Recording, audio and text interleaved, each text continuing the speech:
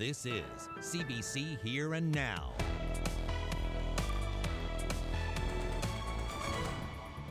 Two women in Corner Brook are looking for the city to change its public transit. We don't really have a lot of freedom in our daily lives to choose where we want to go, when we want to go, and who we want to go with.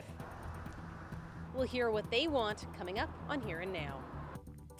Good evening, I'm Anthony Germain. We're going to start tonight with news that you probably don't want to hear. The Public Utilities Board has approved an application from Newfoundland and Labrador Hydro. It looks like your prices are going up. Here and Now's Meg Roberts joins us live with the details. So Meg, what exactly can people expect?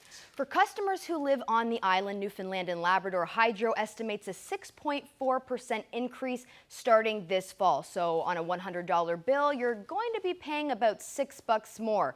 That being said, the application that got the green light from the Public Utilities Board still needs final approval. So in the coming weeks, Hydro says that rate estimate could change.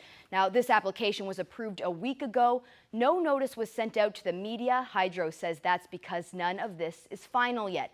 They did put out a tweet late Friday afternoon directing people to a statement on their website. According to that statement, the hike in price is due to an increase in fuel costs. The company relies on oil to generate electricity at its Holyrood plant, and the forecast price of oil has increased since rates last changed in 2018. Now, Hydro said it does not make any profit on the cost of fuel to service customers. So Meg, is everybody going to be hit by this increase? Well, no. There's good news for some. For most residential customers living in Labrador, there is better news coming their way. Hydro estimates a 3.1% decrease or reduction in cost. That's because more people are using electricity in that area.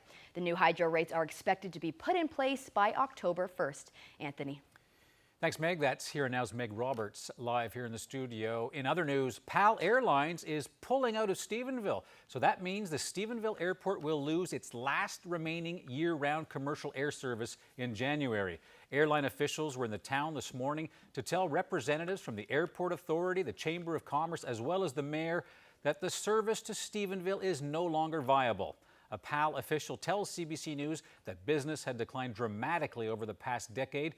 Fewer than 150 passengers had boarded PAL flights at Stephenville this year, and the final regularly scheduled flight is going to take place on January the 16th. The shortage of family doctors in Newfoundland and Labrador is a crisis, according to some local doctors and politicians. But the province's health minister says the challenge, well, it isn't exactly new. The Newfoundland and Labrador Medical Association poll estimates that 99,000 people here don't have a family doctor. Here Now's Mark Quinn has the story. It's a crisis. If you don't have access to proper medical care, then that's the be-all and end-all of your first priority in life. The opposition party says it means people are ending up in places that aren't meant for primary care. You know, people are waiting 6 and 8 hours in emergency to be able to get in to deal with something that is very stressful, but could be dealt with in their own family practice. The Medical Association says it's not a new problem, but agrees that's no consolation for people who need medical care right now. There are many thousands of people without family doctors. For those people and for us, it's a crisis. Doctors and the government say they're looking for long-term solutions, but that leaves 20% of people in the province scrambling for care. They're talking to friends, they're going on Facebook, they're checking Find a Doctor NL, they're driving. I'm sure they're also going to already overcrowded emergency rooms and walk-in clinics that can only serve them for one problem in a very short-term basis. For his part, the health minister says he understands that people are worried, but he stopped short of calling it a crisis. For those people who can't find a family physician in this area, it's certainly a real challenge and it's very distressing, and I empathise with that. Haggie says an ongoing shift in medicine towards group practices will someday mean more people in this province will have access to primary care. Mark Quinn, CBC News, St. John's. It's been a while since we've seen single-digit temperatures for St. John's. Only reached a high near 9 degrees. Last time we saw that was back in June. A number of areas seeing those single-digit temperatures. Along the west coast, a little bit warmer. Stephenville hit 14 degrees, 18 in Happy Valley Goose Bay today. Those temperatures still sitting there. A little cooler, though, again, along the northeast coast. We can thank that northerly flow, and that will continue as we head through the night tonight with some showers as well, mainly for eastern Newfoundland and the Avalon. Otherwise, we are going to see some clearing skies, some cool temperatures as well. We'll have all the details coming up. It's all packed up. They're probably back on the mainland by now. But what did the Maple Leafs think of their time here? I'll have that coming up.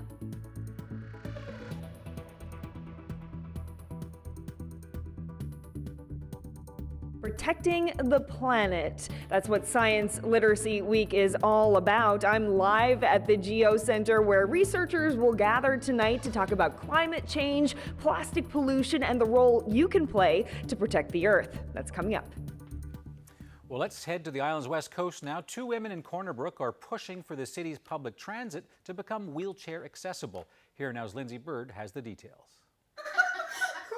Chatting over tea is a rare occasion for these best friends. Both have mobility issues and often rely on their parents to get them where they want to go. Our friendship is mostly done through FaceTime and Snapchat, than face-to-face contact. People say that we don't go out to events or what have you, or they don't see us in the community, but that's exactly our point. We can't get to the events to show that we are interested, that we do want to participate. Boarding one of Corner Brook's buses means you need to be able to get up its steps. The city acknowledges that problem and wants to work on a solution. The first step is asking the federal government to fund a consultant study. We're expecting about a year to do a study of that nature, assuming we get that funding, and then it would take a while to implement. So it's not going to come as fast as anybody wants, but we are working towards it. In the meantime, the city says anyone in a wheelchair can go to a bus stop and the driver will call them one of Corner Brook's 2 accessible cabs. Problem is, there's usually a long wait. Hi, can I have an accessible taxi at... Wheelchair? Yep. Both of them are in town. Both of them are out of town? Yeah. Okay, do you know when they'll be back in? 1:30 or later for dispatch. Okay, thank you. Okay. Bye. Yep, it's lunchtime, they're always busy. Many bus routes in St. John's are wheelchair accessible, and other buses can be booked online or by phone to pick people with disabilities up at their door and drop them at their destination. That's what Cashin and Penny would really like to see in Corner Brook, saying they'd gladly exchange a bit of planning ahead for independence. We don't really have a lot of freedom in our daily lives to choose where we want to go, when we want to go, and who we want to go with. Megan Penny is set to meet with the city's accessibility committee this fall to continue pressing forward the issue, while Katie Cashin has now moved to Stephenville, a town that has no public transit, but one that she says has much more inclusive infrastructure and a wheelchair accessible cab that's more available. Lindsay Bird, CBC News, Corner Brook. A teenager in western Newfoundland has been convicted of extortion and uttering threats after he phoned another teenager and said he would shoot up that teen's high school with an AK-47.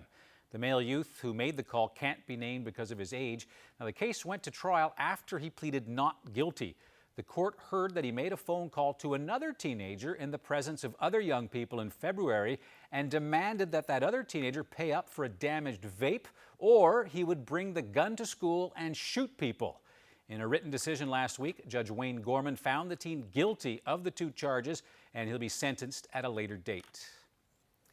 The workforce on the West Coast is going to get a lot bigger in 2020 as construction starts on the new hospital there. In preparation, the Corner Brook Healthcare Partnership, which is leading the build, hosted a job fair and information session last night, and those who attended were hoping that the project will mean jobs in all kinds of different fields. Looking for work, Corner Brook is kind of slow for doing work on your own, but it's great for the city, and I was looking forward to the experience working at a hospital. I'm an interior designer here in town, and I'm aware the design is pretty much finished, but there's a lot of related positions, so I'm hoping to get involved in a project in my hometown.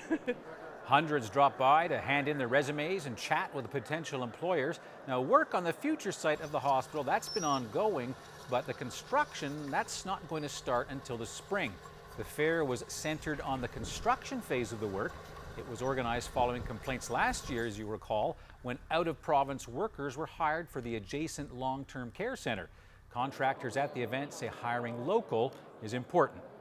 There's obviously a great benefit in hiring local, and that we don't have to bring in extra people, and from a cost perspective. But for me, it's always very important. We've been involved in this pursuit from the beginning, and being from the local area, it was very important for me to hire local tradespeople and also to buy locally through the local economy. So this has always been the ultimate desire in order to make sure that we get local tradespeople working. Well, disappointing loss at last night's preseason NHL hockey game in St. John's. You can tell I didn't write this. The Leafs fell to the Ottawa Senators 3-1. And while that's not the outcome a lot of fans were hoping for off the ice, the Leafs certainly didn't disappoint. Here Now's Katie Breen has that story. And that's a wrap. The team's in Ottawa now after 5 days on the island. Players were here for training camp and their first preseason game. Obviously, I'm new to the Leafs, and I know they have a big following, but I didn't realize how far that extended. And you know, to see the support that they get out here in Newfoundland is it's pretty special. And it was very fun to play my first exhibition game as a Leaf in front of such a supportive crowd. Now, this is a real Newfoundland codfish. Barry and some of the other players also took in the sights and the screech outside the rink. I don't want it. Wait for that click. Wait for that click. Excellent. Star Mitch Marner didn't get his cod kiss. He inked his $65 million 6-year deal during camp and arrived a little late. Someone got me one of those shots that, I don't know, I guess it's a thing down here. So, yeah, the screech shot. So that was pretty cool. These are insane. Players also tried out some sayings. I would have to guess who gave you stitches. I don't know. Who are you? Who hit you? What kind of clothes are you wearing? Who are your parents? Nice. Yeah. It's a different way of life out here, and I think it's a great culture, and it's you know, fun to be a part of. Marner missed that part too, but tried it out on his own time. I love Newfoundland sayings. I mean, I watched it on the Instagram and everything. I got a couple of them before the boys said it, so I was pretty happy with that. The team had practice this morning before flying out. One last chance to shake off last night's loss and hit the ice here. We've really enjoyed the people. I mean, the rink's been good. The guys have worked hard. It's been a good setup. We've been here long enough that now it's a bit of a grind, which is really good. A little wear and tear on the players never hurt. Maybe not the ending they were hoping for here on Newfoundland and Labrador ice, but they've got a shot at redemption. The Leafs rematch against the Senators tonight in Ottawa. Katie Breen, CBC News, St. John's. It certainly was a mozzie old day today, pretty much across the entire province. In fact, the question is, when will the sun make the appearance again? I'll have the answer next.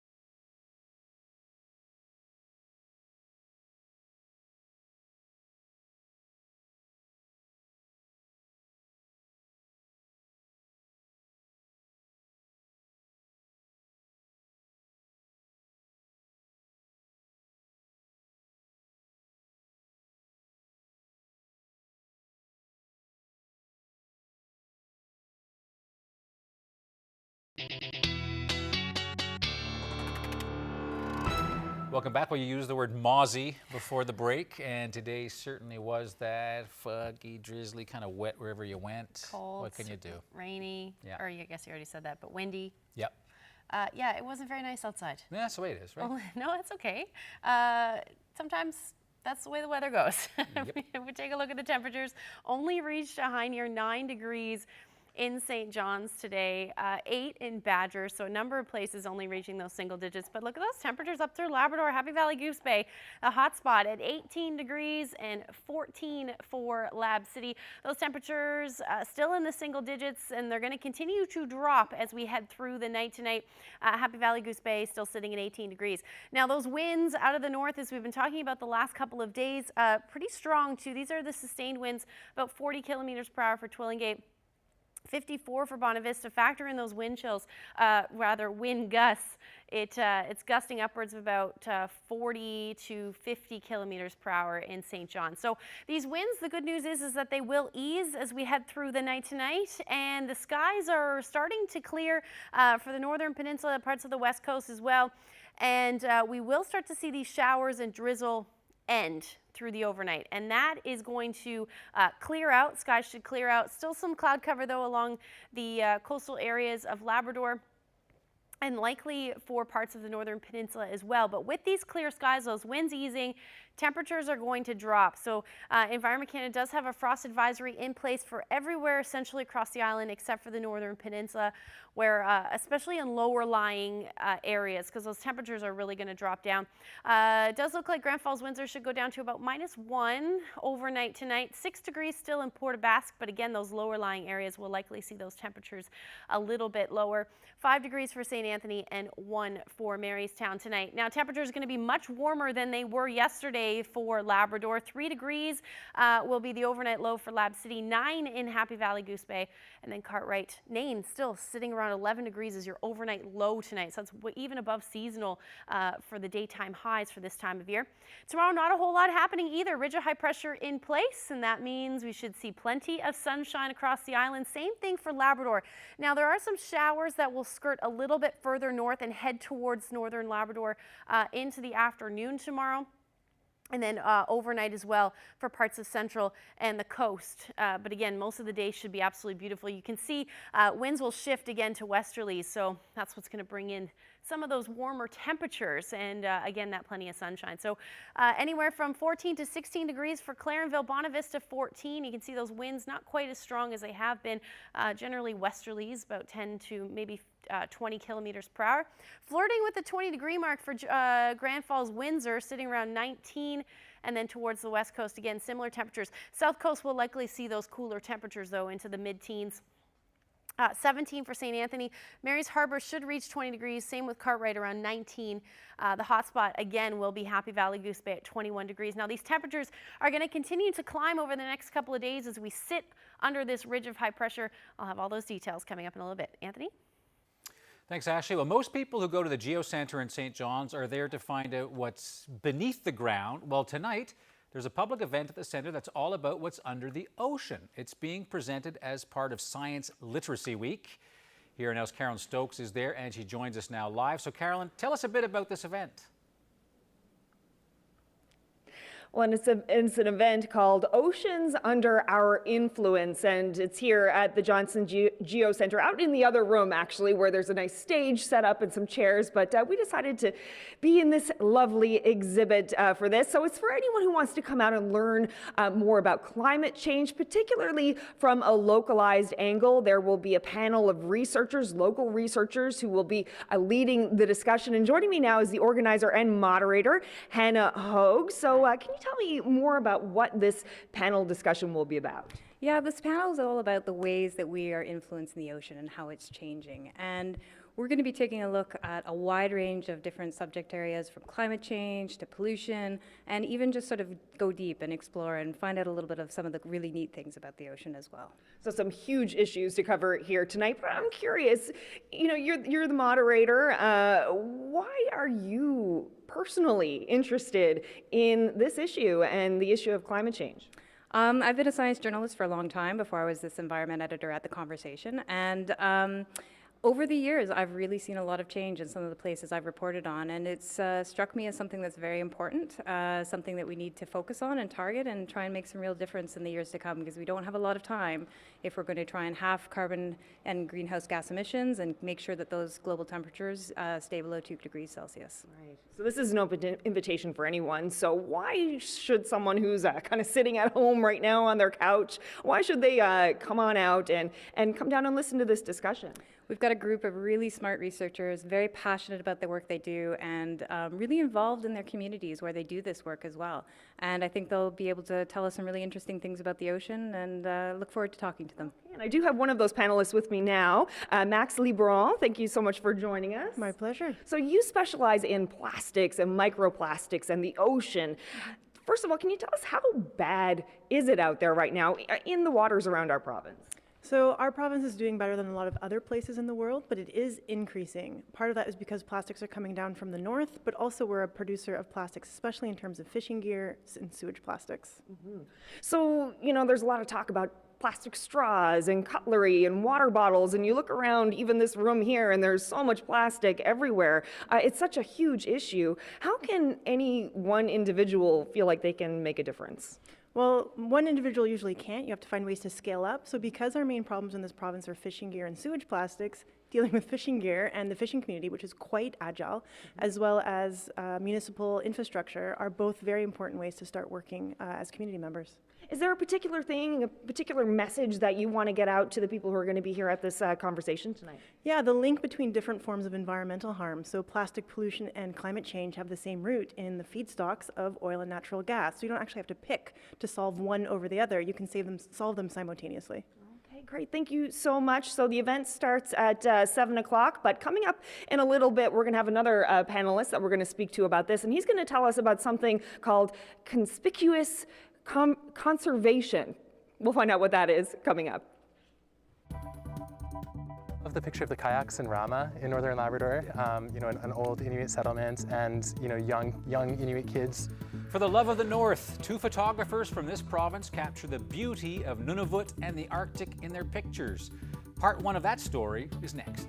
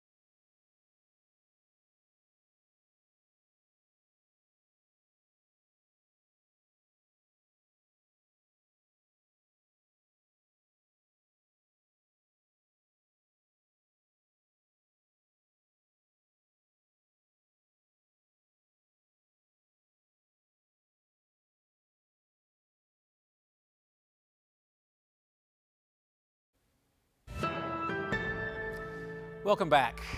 Before vanishing from Here and Now in July to take vacay, I was invited to help train some CBC colleagues in northern Canada, and on Twitter, the Arctic photography of two guys from our province, it really struck me. So while I was in Nunavut, I got in touch with them, gave them a call, and said, hey, I think some people back home would love to know your stories and see your pictures, and fortunately, they agreed to meet up with me.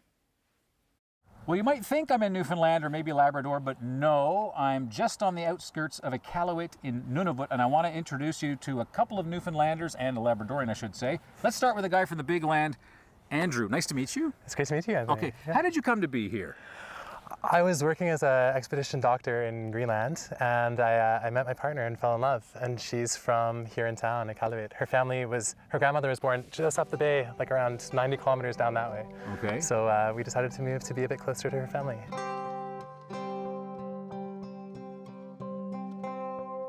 You're from Makkovik. Yeah. Is there some kind of thing about the North being in your blood, or what? I think we're all one neighborhood. Like Nunatsiavut, the Inuit homeland in Labrador, Nunavut, Greenland. It's all part of the same neighborhood. And within Canada, it's part of the same Inuit homeland, Inuit Nunangat, which is fully a third of Canada's landmass and over half of its coastline. What is it about photography here that it obviously turns you on? I think it's a powerful form of storytelling. It accompanies other stories well. So I find that it's a useful way to highlight Inuit cultural genius, Inuit excellence, the astonishing, beautiful landscape that we get to live in here. Yeah, it'd be a shame not to take some pictures. So when you're out and you're deciding you're going to compose a photo, what are you looking for? I think story, like sharing stories of people and place. This is an incredible landscape full of history, full of astonishing geology and ecology.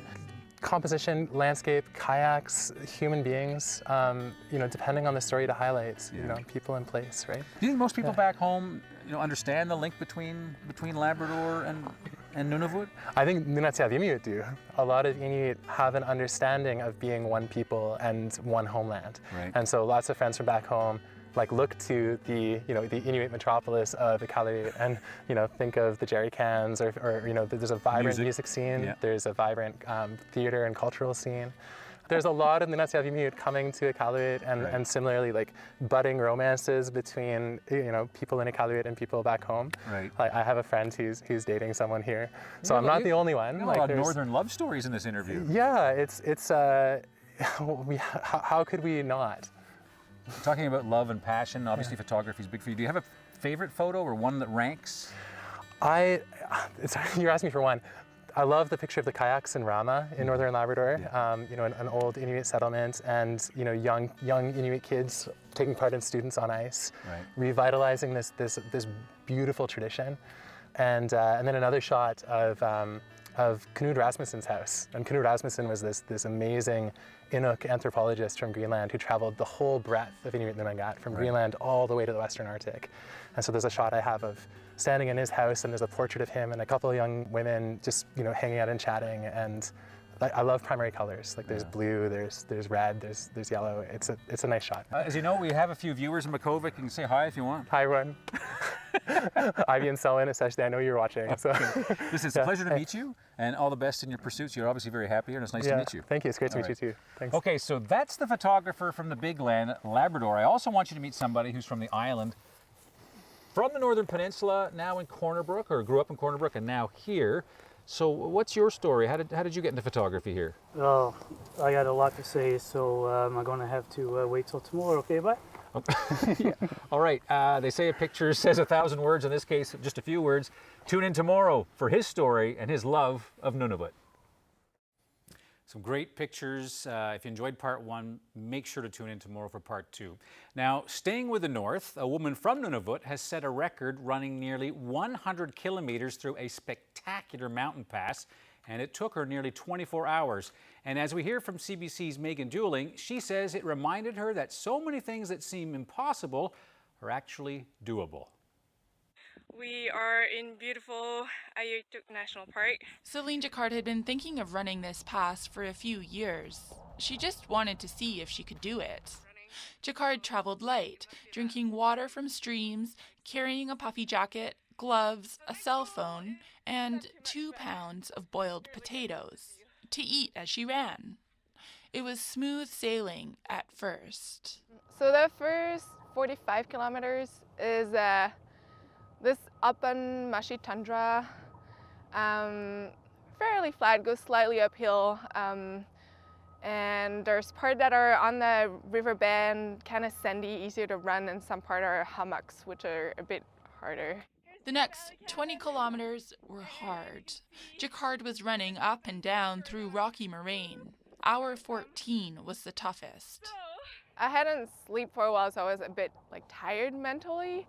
But my ankle hurt. I think I twisted them a couple of times in the moraine, so they were pretty swollen and every step was pretty painful. So I think physically that was the hardest. The muscle were still fine, but the ankles were hurting on pretty much every step. Jacquard says she's not a runner. To train, she hiked throughout the summer, including leading this expedition for Nunavut Youth Leap with 9 children for 2 weeks. Jacquard says she reminisced about this trip as she ran over the same terrain. It was an experience of resilience and trying to see how far the mind can go and the body can go. Maddie McNair is a renowned Nunavut explorer who confirms that Jacquard is the first woman to run the pass in under 24 hours. But Jacquard says that doesn't mean she'll be doing any more extreme runs. But she does say that now she's not afraid to try any project that seems impossible. Megan Dooling, CBC News, Iqaluit. While we're wishing for the rain to stop in this province, Indonesia and Malaysia are ramping up efforts to clear the air by making it rain. Forest fires have created a choking smog, raising concerns for health and the tourism economy of Southeast Asia. So they're seeding the clouds. They're putting chemicals like dry ice into the atmosphere in hopes that water droplets will form and rain will fall. Certainly no man-made rain here. I'll have all the forecast details coming up.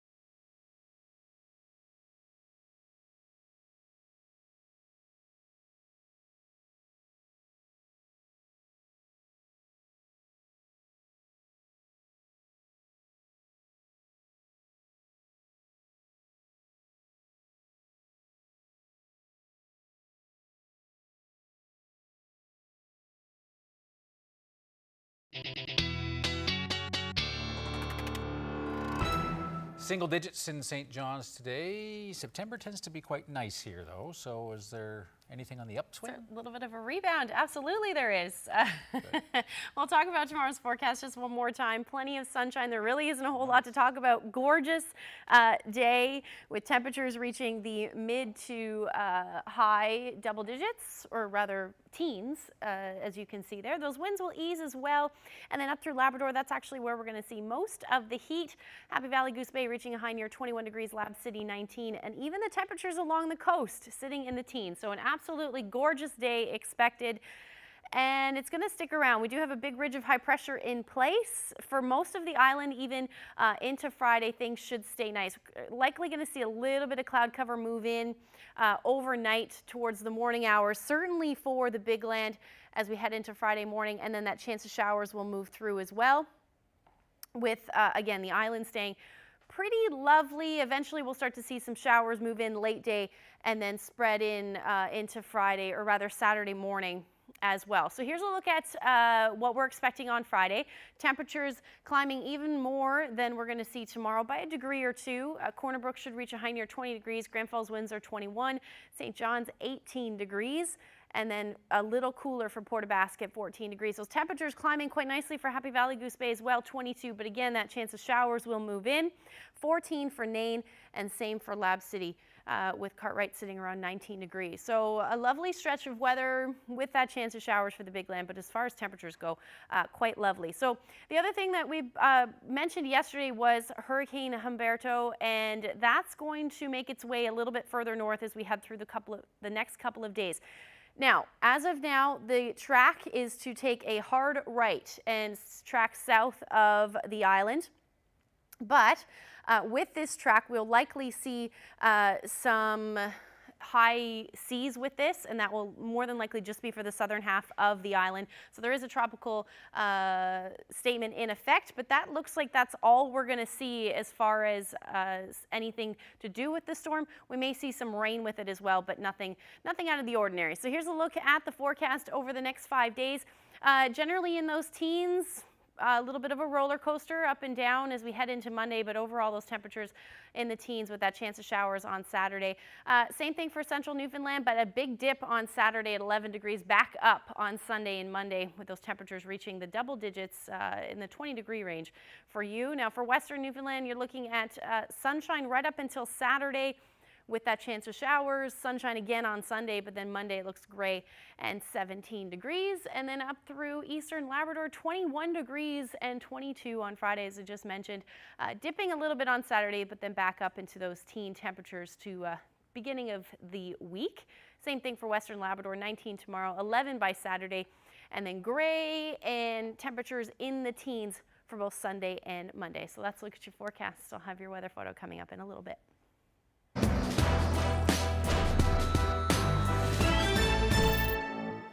And now to the federal election campaign. Justin Trudeau is pledging more money for seniors. Jagmeet Singh is promising to help cover dental treatment for uninsured Canadians. And Andrew Scheer says he's going to stop what he calls corporate welfare. I will eliminate at least $1.5 billion in taxpayer handouts. The Conservative leader wants to end federal business subsidies and eliminate programs that benefit shareholders, corporate executives, foreign companies, lobbyists, and consultants. NDP leader Jagmeet Singh is promising free dental care for uninsured households making less than $70,000 a year. The NDP estimates the plan would cover 4.3 million Canadians. Liberal leader Justin Trudeau says a re-elected government would boost old age security by 10% at age 75 and increase Canada Pension Plan payments to spouses after their partners die. Well, new studies show that 1 in 3 Canadians has a second job. Whether it's launching a small business or perhaps other side jobs like Uber driving or working as a courier, now many see it as a way to try something new while making some extra money. CBC's Philippe de Montigny explains the popularity of the side hustle.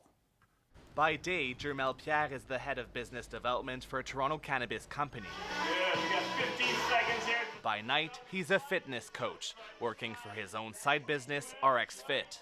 For you to make ends meet, for you to be able to live a life that you want and also be prepared for retirement, you have to do a little bit more, and that side hustle allows us to do that. And he's not alone. According to a new survey by Sage Canada, nearly a third of working Canadians manage or engage in a side business, on top of their day job. Was almost half, 49% actually. They're looking for a more flexible work environment. Sage Canada's managing director says millennials form the largest demographic to embrace this new trend of work and start side gigs.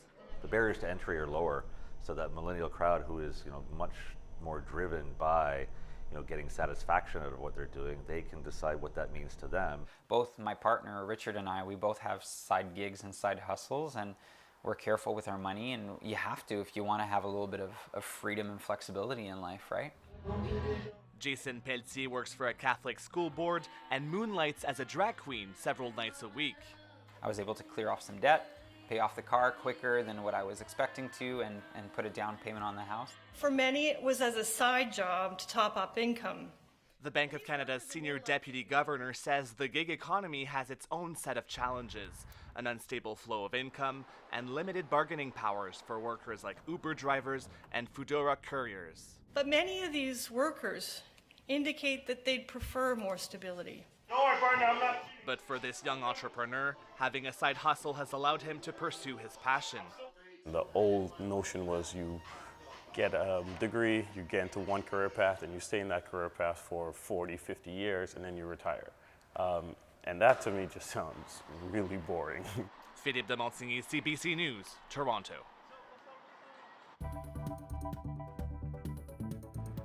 It's an economic addiction that this province just can't quit, but scientists say it's fueling climate change. Coming up, we'll speak with a conservation biologist about ways to quit the habit.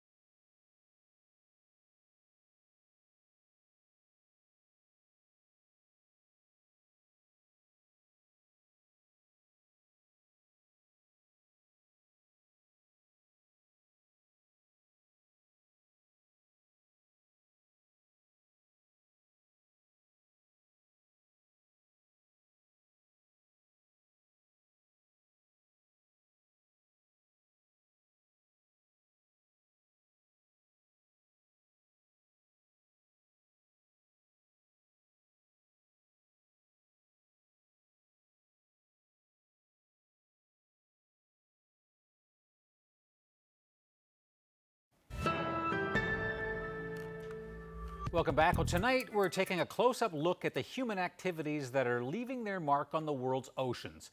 Plastic, intense fishing, climate change, they are all interfering with the makeup of marine systems. And this evening, it's on the minds of a lot of people who'll be gathering for a public event at the Geo Center in St. John's, and that's where Carolyn is. So Carolyn, what are the researchers saying about why this kind of discussion is needed?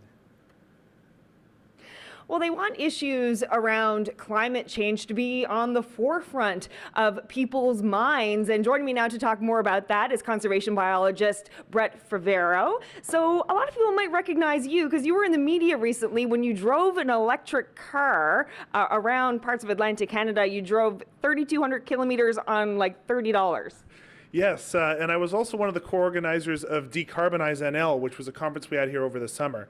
The linkage between those two is I'm always trying to highlight opportunities to reduce our dependency in oil and gas, because that's really important to build a future that's sustainable and not contributing to climate change. And you did write a book called The Carbon Code, and one thing that you touch on with that is this idea of conspicuous conservation, which I guess was something that you were doing when you were driving the electric car around. That's right. I want to show people that you can live in these lower carbon ways, and it's not a sacrifice, it's actually a lot better.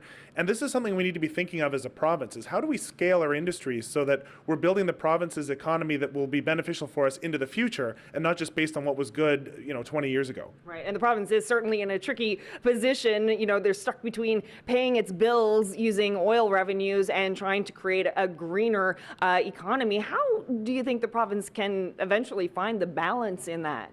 It's interesting. The Intergovernmental Panel on Climate Change has been really clear. Every jurisdiction in the world needs to decrease its carbon emissions by 50% by 2030 in order to keep the world essentially in a safe spot. What happens is if we don't do that, we're going to exceed these temperature limits, and then civilization literally is going to be threatened. And I don't mean to be alarmist about that. That's just what the science says. When the oil price collapsed, we actually lost revenue faster than what we're proposing as people that are trying to build this economy of the future. We lost money faster than that. So the province still exists, and I know we have financial problems, but we're still here. The world didn't come to an end.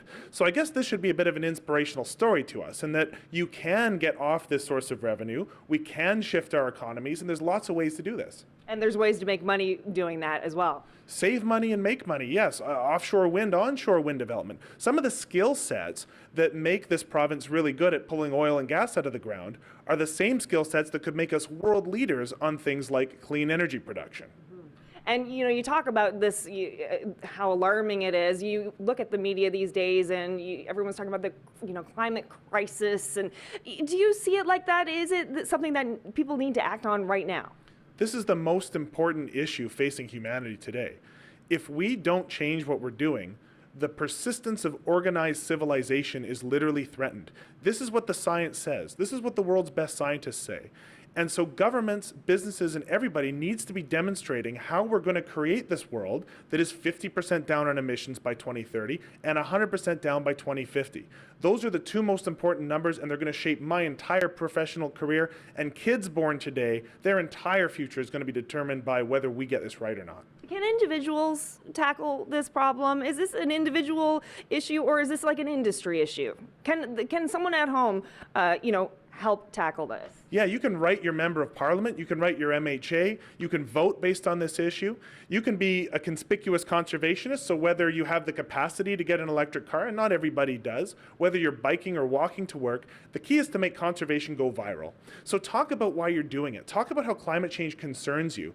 Tell people that it matters, because it does matter, and it does affect everybody, and you don't need to be an expert to get involved in this or to have an opinion on that. And why is it so important to make it so conspicuous? Why is it important to make it go viral, as you say? Well, there's a lot of research that shows that you're more credible if you live by your own values. I mean, you practice what you preach. So this is why I try to minimize how much I fly as a scientist. I did the electric car trip, and we had some great conversations with people educating about the benefits of electric cars and how you can save money by driving electric cars.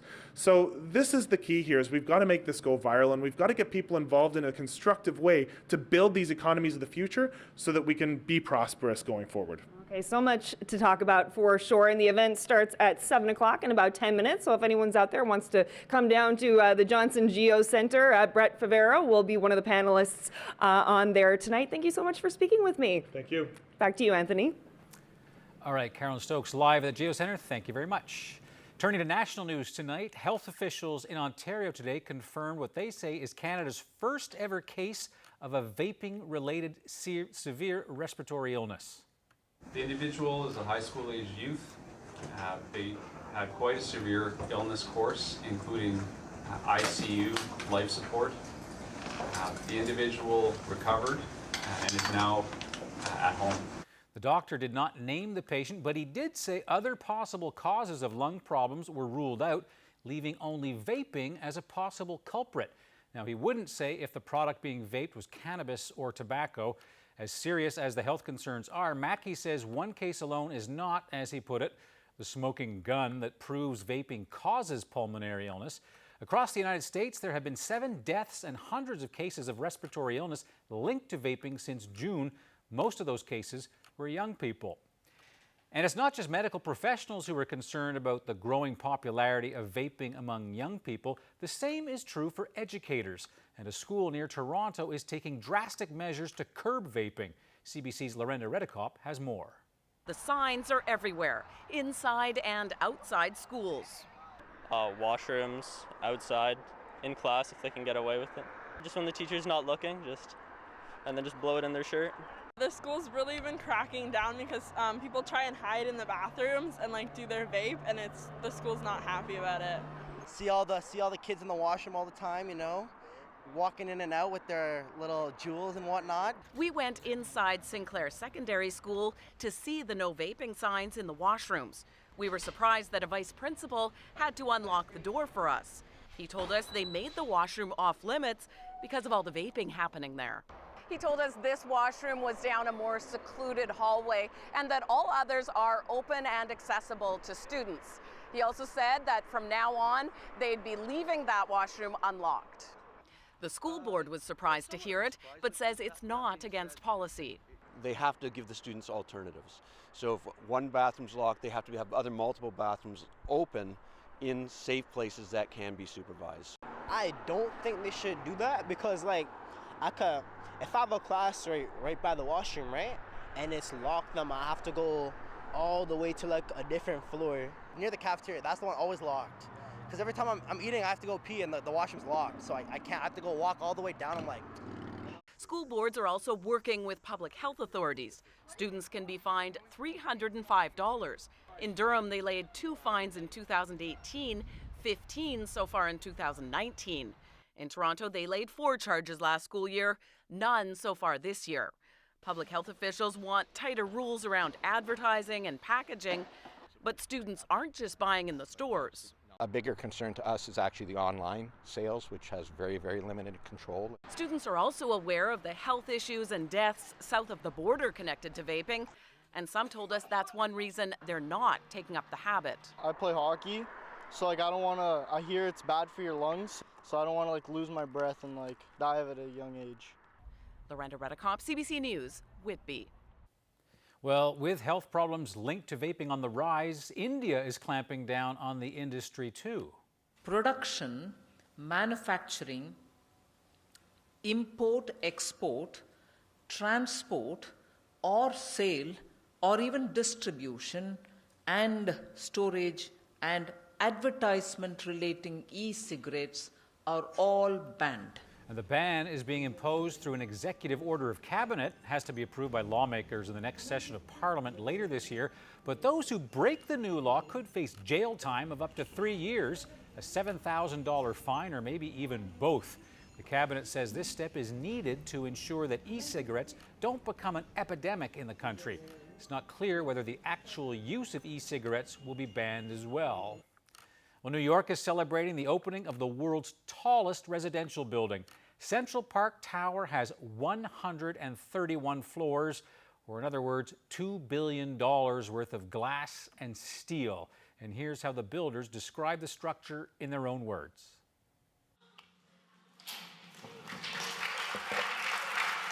It took a long time. We, little by little, and as we got larger footprint, larger air rights, it turned into what's now the tallest residential building in the world. One is the incredible view of Central Park from here, and the other is the incredible view of Midtown with the Empire State Building and Chrysler Building. This building has both those views, and those are absolutely incredible amenities that very few buildings have the way this does. We're in one of the greatest cities in the world, so the inspiration is easy. When you look at the history and legacy of great buildings in New York, and you look at the skyline of New York, for us to be able to participate in that and kind of etch our role in the history of that architectural legacy is fantastic.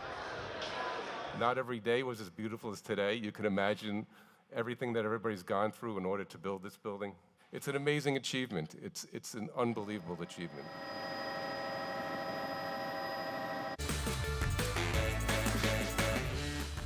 Take a look at this dreamy shot. I want to know where you're to. Rob Coombs sent us this photo. I'll tell you where it's taken after the break.